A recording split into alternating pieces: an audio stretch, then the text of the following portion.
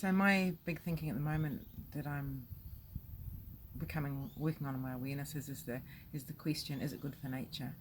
And I like the idea of taking slow steps with everything, if necessary, and just asking as I go about my day, as I go about my life, anything I consume or buy, is it good for nature? And when you start really asking that question deeply, there's actually so much that will just fall away. So you simply wouldn't buy a plastic bottle of water in the shop. You just wouldn't do it. You'd go, no, I need to find a tap, or I need to find another source, or I need to organise myself better.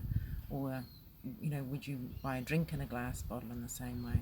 Is that good for nature? There's so much for one moment that makes me aware that that's not where I want to be. And then I look at my old sofas that I've painted and repaired, and I think, gee, it'd be nice to spend lots of money on new ones. But there's so much about that would bring again the question: is it good for nature?